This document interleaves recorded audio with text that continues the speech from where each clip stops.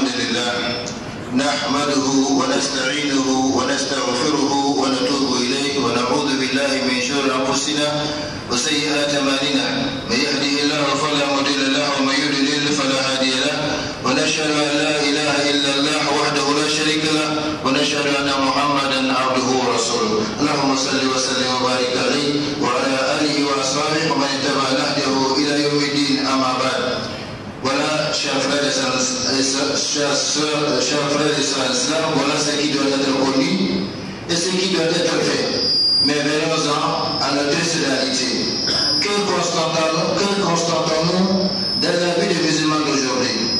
On constate malheureusement que les gens en général et les musulmans en particulier se sont détournés pour la plupart de la recherche et de la connaissance d'Allah subhanahu wa ta'ala. Beaucoup de musulmans n'ont de leur Seigneur Allah qu'une conception vague et floue et des idées erronées, car ils n'ont jamais fourni l'effort nécessaire pour connaître Allah subhanahu wa ta'ala à travers les différents axes de sa connaissance. Et parmi la minorité des musulmans qui cherchent à connaître Allah subhanahu wa ta'ala, on constate que l'écrasante partie de cette minorité ne cherche pas à connaître Allah subhanahu wa ta'ala pour la raison pour laquelle Allah subhanahu wa ta'ala veut qu'il soit connu, c'est-à-dire pour son adoration. On adore plutôt Allah subhanahu wa ta'ala pour ses bas mondes, chercher à se servir de la religion et non à servir la religion. Les gens cherchent par exemple des invocations magiques, le plus grand nom d'Allah, pour chercher la richesse matérielle, pour chercher une femme, pour chercher un poste de travail, pour avoir la maîtrise de la créature d'Allah, tels que les anges, les djinns, pour les soumettre à leur fin mesquine. Ils cherchent donc à utiliser Allah subhanahu wa ta'ala pour chercher le bas monde, alors que c'est le contraire qui doit être fait. C'est ces bas mondes et ce qui renferment qui doivent être utilisés pour chercher Allah subhanahu wa ta'ala et jamais le contraire. Quant à l'adoration pour laquelle on est créé, elle est devenue chez beaucoup de musulmans une parenthèse insignifiante de leur vie. Et chacun de nous est plus ou moins conscient de cela et peut être son propre juge. Dans les 24 heures du jour, combien d'heures avons-nous réservé pour Allah subhanahu wa ta'ala, pour faire son dhikr, pour l'invoquer, pour méditer sur ce signe cosmique et législatif? Dans les 24 heures du jour, combien d'heures avons-nous réservé pour les adorations d'Allah? Dans les 24 heures du jour, combien d'heures avons-nous réservé pour l'apprentissage ou l'enseignement de la religion d'Allah subhanahu wa ta'ala? Et de l'autre côté, dans les 24 heures du jour, combien d'heures avons-nous réservé pour le sommeil, pour le manger, pour le travail, pour la télévision, pour le bavardage, pour les visites, pour WhatsApp, pour Facebook et que sais-je encore? Chers frères et sœurs islam, si pour Allah subhanahu wa ta'ala, nous n'avons réservé que le relief de notre temps, le relief de nos biens, le relief de nos activités, bref, le relief de notre vie, que pouvons-nous attendre de lui en retour, conformément au principe de réciprocité de comportement entre le Créateur et les créatures?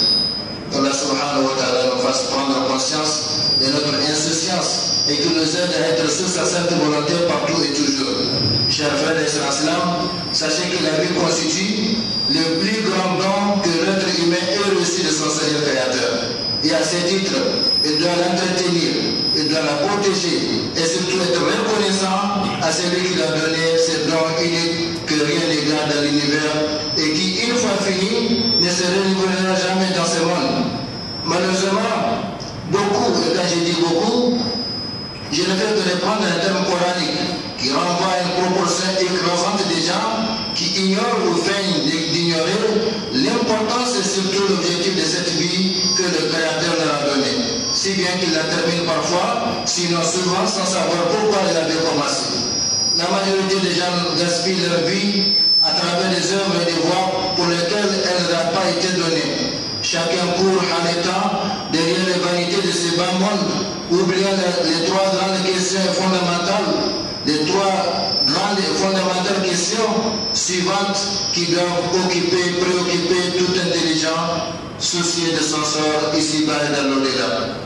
D'où viens-je? Pourquoi suis-je ici sur cette terre? Et quelle est en fin de compte la finalité de cette vie que je mène? Trois questions. D'où viens-je? pourquoi suis-je ici, sur cette terre, et quelle est en fin de compte la finalité de cette vie que je mène. Chers frères et sœurs, en attendant, Inch'Allah, la suite de ces thèmes, je vous demande de réfléchir sur ces trois questions. Qu'Allah subhanahu wa ta'ala nous bénisse tous et nous protège davantage partout et toujours. Qu'Allah subhanahu wa ta'ala nous accorde sa connaissance et la connaissance de sa religion, afin que nous puissions vivre sur terre en adéquation avec la volonté divine, accomplir correctement la mission pour laquelle nous sommes créés et placés sur cette terre et gagner dignement les faveurs éternelles d'Allah dans l'au-delà. Qu'Allah subhanahu wa ta'ala bénisse et protège davantage notre cher pays Niger et son peuple. Qu'Allah subhanahu wa ta'ala pardonne aux musulmans morts et vivants et qu'il fasse descendre ses miséricordes et ses bénédictions sur notre cher pays le Niger et son peuple, ainsi que sur l'ensemble de l'humanité. Amin ya rabbal alamin. Allah wa salli wa sallim wa ala rasulikum Muhammad kama umirtu bi dhalik. Allahumma salli wa sallim wa barik wa an'im ala abdika rasulika Muhammad wa ala alihi wa sallallahu ala ashabihi ajma'in wa anna bi rahmatika ya arhamar rahimin. Allahumma izz al-islam wal muslimin fi kulli makan. Allahumma izz al-islam wal muslimin fi kulli makan wa arina al-haqqa haqqan warzuqna ittiba'ah wa arina al-batila batilan warzuqna ijtinabah. Allahumma ighfir lana wa li ikhwanina al-muslimin wal muslimat wal mu'minin wal mu'minat al-ahya'i minhum wal amwat innaka qareebun mujibu da'wati rabbil alamin. Allahumma rabbana atina fid dunya hasana wa fil akhirati hasana wa qina adhaban nar. Allahumma rabbana la tuzigh qulubana ba'da idh hadaytana wa hab lana min ladunka rahmatan innaka antal wahhab. Allahumma ya muqallibal qulub thabbit qulubana ala dinik. Allahumma ya muqallibal qulub thabbit qulubana ala dinik bi rahmatika ya arhamar rahimin. اللهم اصلح حالنا وحال بلادنا. اللهم اصلح حالنا وحال بلادنا.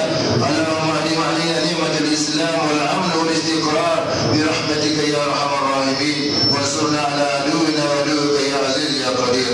ربنا آتنا في الدنيا حسنة وفي الآخرة حسنة وقنا عذاب النار. ربنا لا تزغ قلوبنا بعد إذ هديتنا وهب لنا من لدنك رحمة إنك أنت الوهاب. ربنا تقبل منا إنك أنت السميع العليم وتب علينا إنك أنت التواب الرحيم. اللهم صل وسلم وبارك وأنعم على عبدك رسولك محمد وعلى آله وأصحابه أجمعين. سبحان ربك رب العزة عما يصفون وسلام على المرسلين والحمد لله رب العالمين.